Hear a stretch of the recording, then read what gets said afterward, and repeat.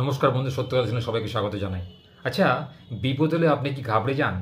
বিপদ হলে আপনি কি ভয় পান? বিপদে কি আপনি কিংকর্তব্য বিমূঢ় হয়ে যান?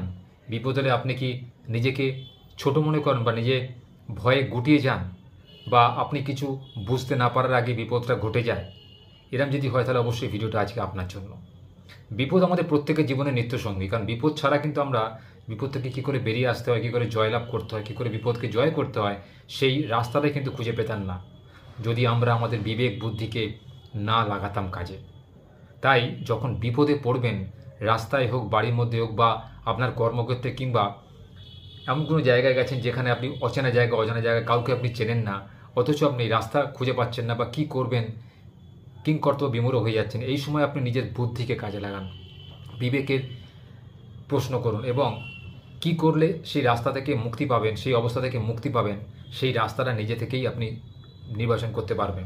শুধু একটু মাথাটা ঠান্ডা রাখুন আর গভীরভাবে চিন্তা করুন যে কোন পথে আপনি এসেছিলেন, কীভাবে আপনি এসেছিলেন এবং কীভাবে আপনি যেতে পারেন, বা কে আপনার সাহায্যে আসবে, কি করে আপনার সাহায্যে আসবে। আজকালকার সবার হাতেতেই কিন্তু স্মার্টফোন আছে। স্মার্টফোনটাকে কাজে লাগিয়ে কী করে স্মার্টলি জীবনযাত্রা নির্বাহ করতে হয়, কী করে বিপদ হলে তার সদ্ব্যবহার করতে হয়, সেটাকে আপনি কিন্তু শিখে যাবেন। আর বিপদ যাতে ভবিষ্যতে না আসে বা বিপদ এলে তার মোকাবিলা কী করে করবেন, তার জন্য আপনাকে আগে থেকে অর্থের যথেচ্ছ সংকুলান করে রাখতে হবে। কারণ আমাদের আজকে প্রতিদিনের মানুষের নিত্যসঙ্গী হচ্ছে বিভিন্ন রকম রোগ ভোগ।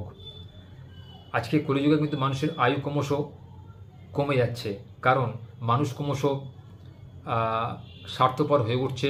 মানুষ ক্রমশ পরিশ্রম করতে মানুষ নিজেকে দ্বিধা করছে, কারণ অল্পেতেই মানুষ হাঁপিয়ে যাচ্ছে, অল্পেতেই মানুষ পরিশ্রম করতে চাইছে না বা অনীহা দেখা দিচ্ছে। তার জন্য শরীরে বিভিন্ন রকম রোগ বাসা বাঁধছে, যার ফলে অকালেই অনেক তরুণ প্রাণ ঝরে যাচ্ছে, বা মানুষের জীবনে করুণ পরিণতি হিসেবে নেমে আসছে অকাল বৈধব্য নারীদের মধ্যে, এবং ছেলেরাও কিন্তু অনেক রোগে আক্রান্ত হচ্ছে এবং অচিরেই মারা যাচ্ছেন, পৃথিবী থেকে চলে যাচ্ছেন। শুধু মানুষের মধ্যে কিছু সচেতনতার অভাব। বিপদ হলে মানুষ কী করে নিজেকে বাঁচাবে, বিপদ থেকে কী করে নিজেকে রক্ষা করতে হয়, সেই নিয়মগুলি যদি মানে, তাহলে কিন্তু মনে হয় আগামী দিনে এই পরিস্থিতি থেকে মোকাবিলা করতে সক্ষম হবে মানুষজন। বিপদের আমরা তার আগে যে আভাস, সেটা কিন্তু বুঝতে পারি না। তাই আগে থাকতে বিপদের জন্য নিজেকে প্রস্তুত করে রাখতে হয়। অযথা অর্থ ব্যয় বন্ধ করুন, নিজেকে সংযত করুন।